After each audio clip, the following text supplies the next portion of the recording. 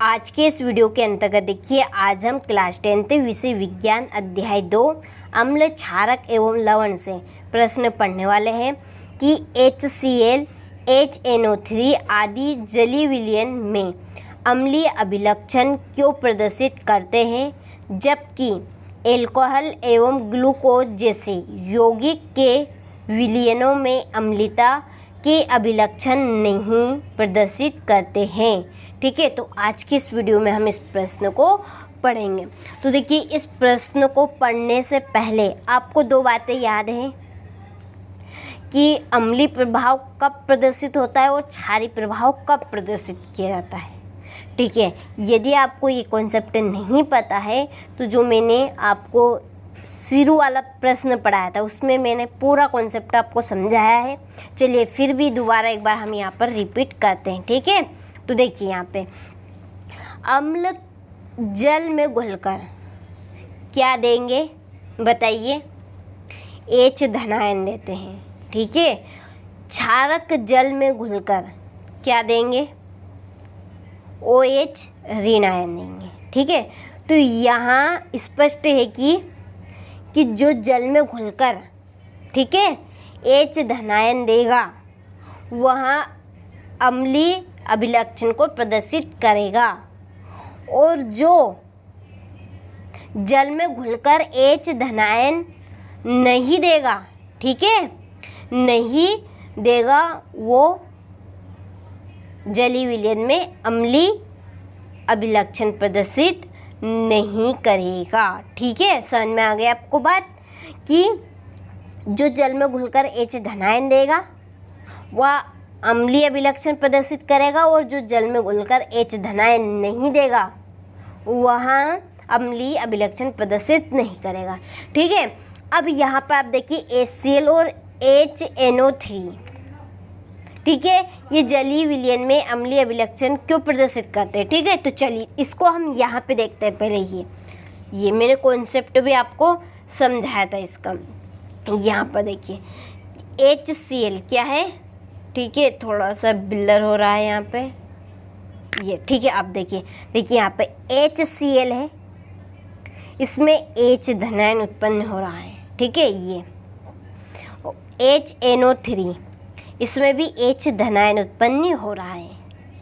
तो इस वजह से HCl और HNO3 ठीक है ये जल में घुलकर H धनायन देते हैं, इसलिए ये अम्लीय अभिलक्षण को प्रदर्शित करते हैं, जबकि एल्कोहल और ग्लूकोज ये H धनायन नहीं देते हैं, इसलिए ये अम्लीय अभिलक्षण प्रदर्शित नहीं करते हैं। बहुत ही सिंपल सा प्रश्न है, केवल समझना है। ठीक है, कि जो H धनायन देगा वह अम्लीय अभिलक्षण प्रदर्शित करेगा। ठीक है, और जो H धन आयन नहीं देगा वह अम्लीय अभिलक्षण प्रदर्शित नहीं करेगा।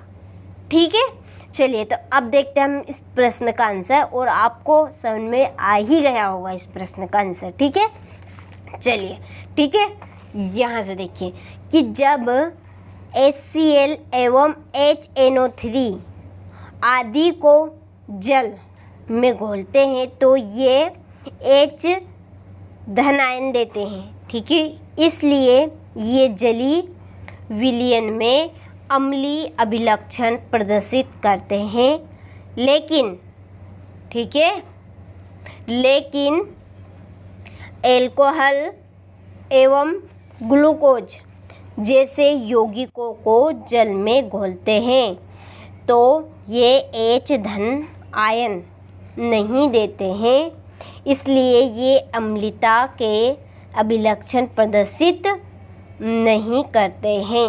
ठीक है, आपको समझ में आ गया है प्रश्न कि जो HCl है और HNO3 है को जल में घोलते हैं तो ये H धनायन देते हैं, इस वजह से ये जलीय विलयन में अम्लीयता के अभिलक्षण को प्रदर्शित करते हैं, और एल्कोहल और ग्लूकोज जैसे यौगिक जल में घोलते हैं इनको, तो ये H धनायन नहीं देते हैं। इस वजह से ये अम्लता के अभिलक्षण को प्रदर्शित नहीं करते हैं। ठीक है, बहुत ही सिंपल सा प्रश्न है, आपको समझ में आ गया होगा। ठीक है, तो आप इस प्रश्न का आंसर का अच्छे से यहाँ से स्क्रीनशॉट लें और आप इस प्रश्न के आंसर को अच्छे से कंप्लीट करें। ठीक है, चलिए तो मिलते हैं आपसे अगले वीडियो में इसी तरह के इम्पोर्टेंट प्रश्न के साथ।